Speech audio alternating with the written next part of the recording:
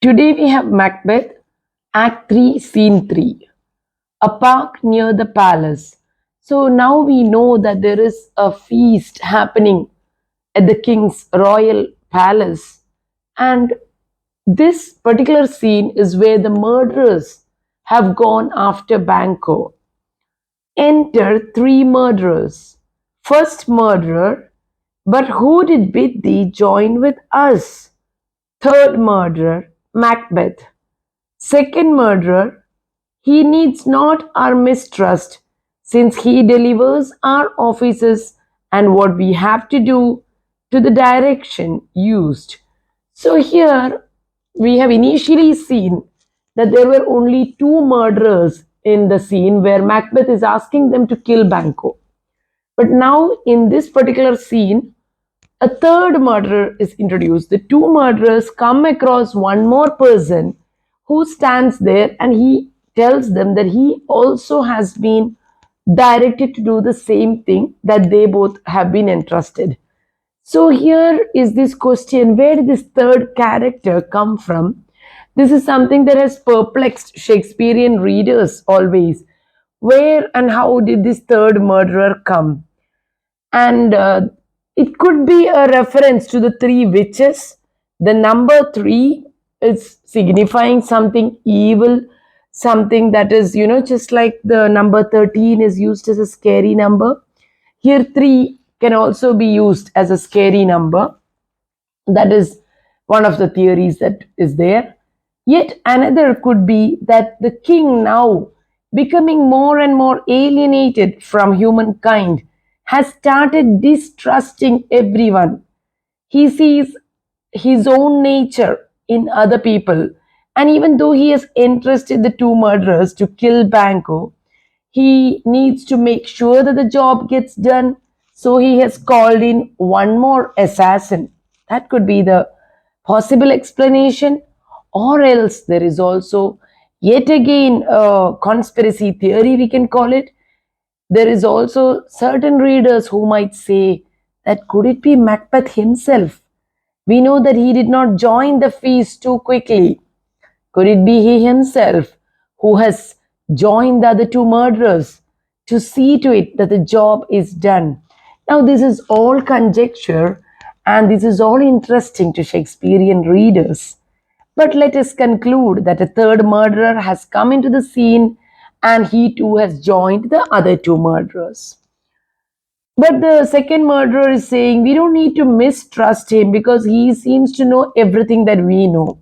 He's also been given the same directions. First murderer, then stand with us. The west yet glimmers with some streaks of day. Now spurs the later traveller apace to gain the timely in and near approaches the subject of our watch.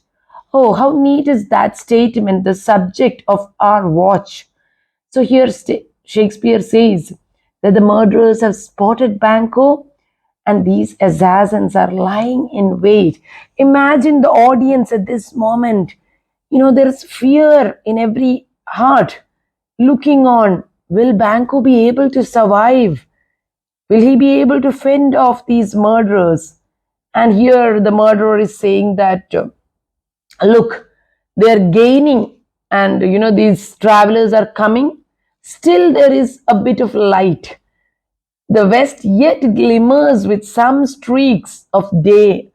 It is not fully dark night, and from far we can see that these people are approaching. Third murderer, hark, I hear horses. The third murderer then says that he can hear the horses quite near. Banquo, give us a light there, ho. So now Banquo is calling out. He does not know that these men are waiting to kill him, so he's calling out, give us a light, please. We are travelers, we've come back. Second murderer, then it is he. The rest that are within the note of expectation already are in the court. Now the second murderer says, all the knights, all the expected guests of the king, the thanes and the royals, they're all inside the royal palace. They're all at the feast. So the only royal looking personage that can be coming in through this path has to be Banquo. We are definitely, this is our victim coming in.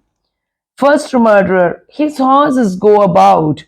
So now the first murderer says, he seems to have left his horses. Third murderer, almost a mile, but he does usually. So all men do from hence to the palace gate, make it their walk. So now the third murderer says, yes, all the men, it is customary that they would stop a mile ahead and they would keep their horses maybe in the royal stables and they would walk the rest of the path. And that is quite usual. So he too is going to do that. Most of the men, they make it their walk. See, the third murderer seems to know everything about the goings on of the court. Second murderer, a light. Enter Banquo and Fleance with a torch. So you see Banquo is approaching. Fleance has got a torch in his hand. Third murderer, it is he. First murderer, stand to it. The third murderer seems to know the customs of the court as well as is quickly able to identify Banquo. First murderer, stand to it. Banquo, it will be rain tonight. First murderer, let it come down. They set upon Banquo. So this statement, it will be rain tonight.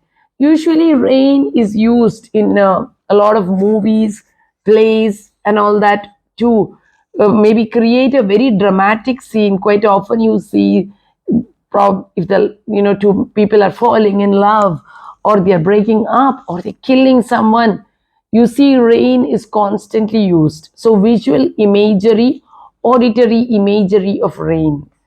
Banquo, now the father, he sees that there are assassins out to kill him and he cries out, "O treachery, fly, good Fleance, fly, fly, fly. Thou mayest revenge, O slave." So now he says, "Fleance, my dear son, fly, fly, fly." He repeats, that is his haste to save his son. And now he turns to the assassin and he says, "Oh slave." Fleance escapes, Banquo dies. Third murderer, who did strike out the light? First murderer, was not the way? Was it not the right thing to do? Shouldn't we have struck out the light? Second murderer, we have lost best half of our affair.